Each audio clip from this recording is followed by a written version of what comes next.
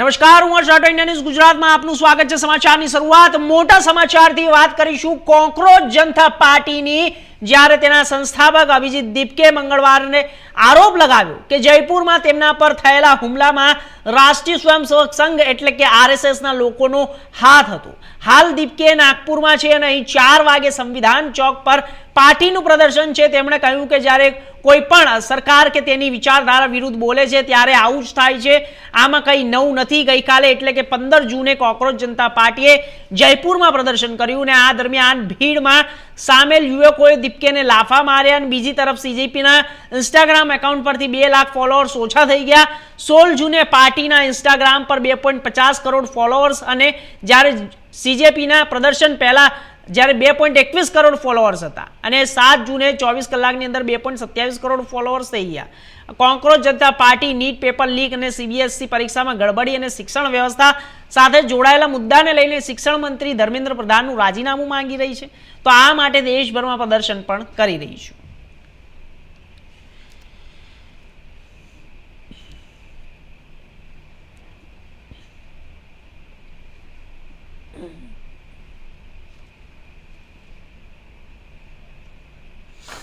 તો આપને જણાવી દઈએ કે સીજેપીના સંસ્થાપક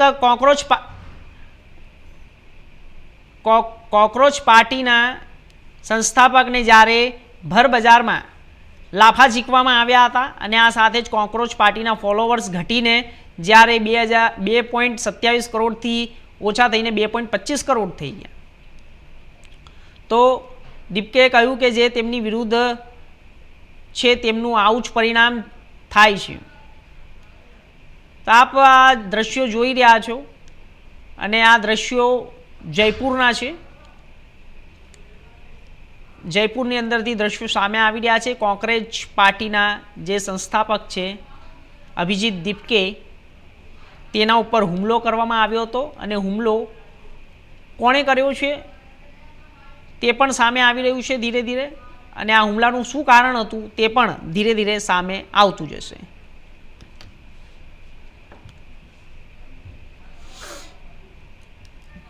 આ વિષય ઉપર વધુ માહિતી માટે અમારા સહયોગી કિશન તિવારીજી જોડાઈ ગયા છે। કિશન સાથે આપણે તમામ માહિતી જાણીશું। કિશન, જે આ રીતે મામલો સામે આવ્યો છે, જયપુરમાં આંદોલન કરી રહ્યા હતા બધા વિદ્યાર્થીઓને, જ્યારે કોકરોચ જનતા પાર્ટીના જે સંસ્થાપક છે અભિજીત દીપકે, તેમના ઉપર કોઈએ આકરા પ્રહારો કર્યા છે, લાફા ઝીકી દીધા છે ભર બજારની અંદર। શું કહેવું છે આપનું અને કોણ છે તેની પાછળ અત્યારે જે આ પ્રકારનું કૃત્ય કરવામાં આવ્યું છે અને શા માટે આ થયું છે? કિશન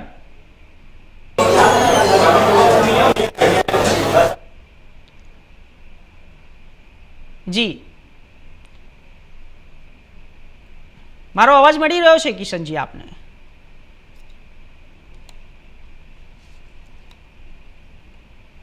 કિશનજી, મારો અવાજ મળી રહ્યો છે?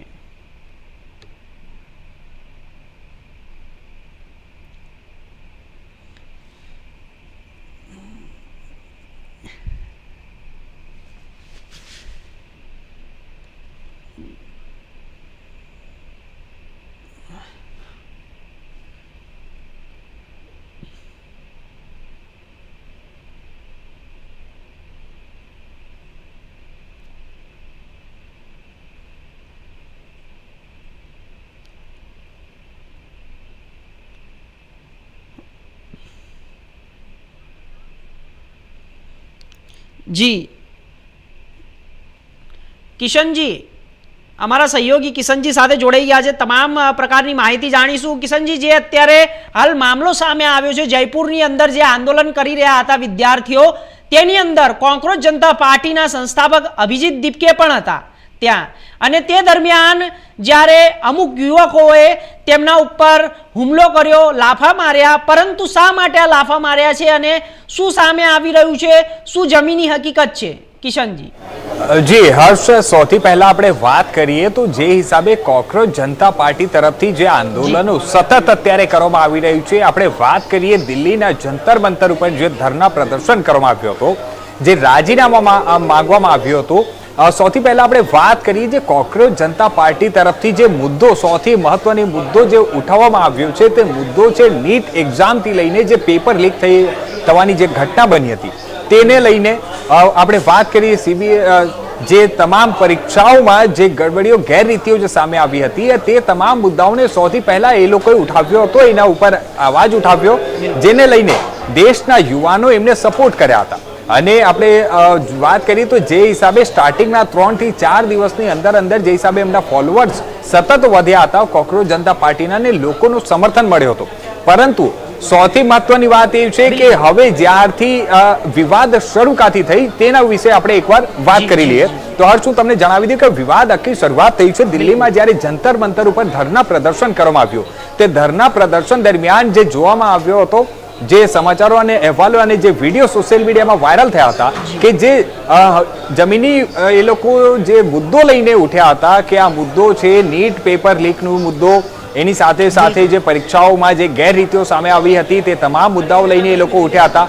પરંતુ ત્યાં જ્યારે જંતર મંતર ઉપર ધરના પ્રદર્શન થયું ત્યાં જઈને એ લોકો બ્રાહ્મણવાદથી લઈને દેશના બીજા નારાઓ પણ જ્યારે લાગવા લાગ્યા ત્યારથી જ આ સમગ્ર વિવાદ શરૂ થયો અને ત્યારથી આપણે જોઈ શકતા છીએ કે એમના ફોલોઅર્સ ધીરે ધીરે ઓછા પણ થઈ રહ્યા છે. વાત કરીએ આપણે જયપુરમાં જે પ્રોટેસ્ટ ચાલી રહી હતી, જયપુરમાં પ્રોટેસ્ટમાં એમને ત્યાં સમર્થન પણ મળ્યું છે. પરંતુ સમર્થનના વચ્ચે જ ક્યાંક ને ક્યાંક એવું લાગી રહ્યું છે કે આ બધું જે ત્યાં બીજી જાતની જે હિસાબે ત્યાં નારાઓ લાગવા લાગ્યા હતા તેના કારણે ત્યાં કોઈ યુવકે એમના ઉપર લાફું ઝીકી દીધું હોય તે પ્રકારના દ્રશ્યો પણ સામે આવ્યા હતા. પરંતુ હર્ષ, હું તમને એક વસ્તુનું સ્પષ્ટીકરણ કરવા માંગીશ કે જે હિસાબે અત્યારે આરએસએસનું એમાં નામ લેવામાં આવી રહ્યું છે તે આરએસએસનું અત્યાર સુધી કોઈ પણ મુખ્ય પ્રકારની ભૂમિકા, કોઈ સંડોવણી એમાં અત્યાર સુધી કોઈ આધિકારિક રીતે બહાર આવી શકી નથી. આ ફક્ત અત્યાર સુધી આક્ષેપો છે. અને સૌથી મહત્વની વાત એ છે કે જ્યારે પણ આપણે વાત કરીએ રાજનીતિની, રાજકારણની, તો રાજકારણમાં આ પ્રકારનો એકબીજા ઉપર આક્ષેપ પ્રતિ આક્ષેપનો દોર આપણા દેશમાં સ્ટાર્ટિંગથી ચાલતો આવ્યો છે અને અત્યારે પણ એ જોવા મળી રહ્યો છે. જી હર્ષ. જી, તો કિશનજી, આની અંદર જે આરએસએસના જે યુવક છે તેનું નામ સામે આવી રહ્યું છે. જેવી રીતે આપે કીધું કે અત્યારે કોઈ એવી વાત સામે નથી આવી કે નથી એવા કોઈ અહેવાલો સામે આવ્યા, પરંતુ આ જે હુમલો કરવામાં આવ્યો હતો અને આ હુમલા પાછળ શું કારણ હતું? કારણ કે તેમના જે મુદ્દા હતા અને અત્યારે જે યુવાઓ છે તે યુવાઓ પણ હવે સીજેપી પાર્ટી ઉપર ઓછો વિશ્વાસ કરી રહી છે, કારણ કે આ સોશિયલ મીડિયામાંથી જન્મેલી પાર્ટી છે, તે જમીની સ્તરથી જોડાયેલી નથી. પરંતુ ક્યાંક ને ક્યાંક હવે વિશ્વાસ ઓછો થતો હોય તેવું લાગી રહ્યું છે. જી, ચોક્કસપણે હર્ષ, આપણે કહી શકાય કે જે હિસાબે આપ કહી રહ્યા છો અને આપણે સૌ જોઈ પણ રહ્યા છે, જે હિસાબે સોશિયલ મીડિયામાં હાલ ચાલી રહ્યું છે કે આ જે પાર્ટી છે સીજેપી પાર્ટી, એનો જે સ્થાપક છે તે સૌથી પહેલા આપણે મહત્વની વાત એ છે કે એ અમેરિકામાં હતા.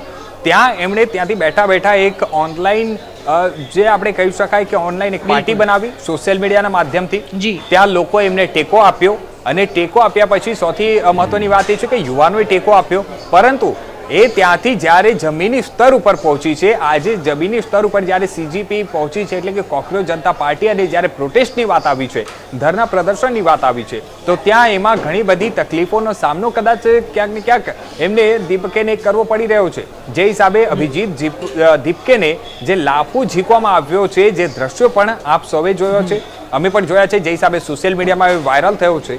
અને એમાં હું પહેલા પણ જે હિસાબે આપણે જણાવતો હતો ને અત્યારે પણ હું એ જ કહું છું કે જે મેન અને મહત્વના જે મુદ્દાઓ હતા તે મહત્વના મુદ્દાઓ પરથી ક્યાંક ને ક્યાંક ભટકીને હવે સીજેપી બીજી જે ચીજોને લઈને એ લોકોએ અત્યારે જે ઉમેરો કરી દીધું છે, કાં તો પછી જે ત્યાં યુવાનો પહોંચી રહ્યા છે તો યુવાનો એમાં જે બીજા નારાઓ લગાવવામાં આવી રહ્યા છે અને એ નારાઓના કારણે ક્યાંક ને ક્યાંક એવું લાગી રહ્યું છે કે આ પ્રકારે કોઈ વ્યક્તિએ કોઈ અંગત તौर પર પોતાના વિચારધારાના હિસાબે તેમના ઉપર લાફો ઝીકી દીધો હોય અભિજીત દીપકે ઉપર, તે પ્રકારનો અત્યાર સુધી માહિતીઓ સામે આવી છે. પરંતુ હું તમને એ પણ સ્પષ્ટ કરી દઉં કે અત્યાર સુધી કોઈ સંગઠન તરફથી એવું કંઈ કરવામાં આવ્યું હોય તે પ્રકારની કોઈ પણ માહિતી અત્યાર સુધી સામે આવી શકી નથી.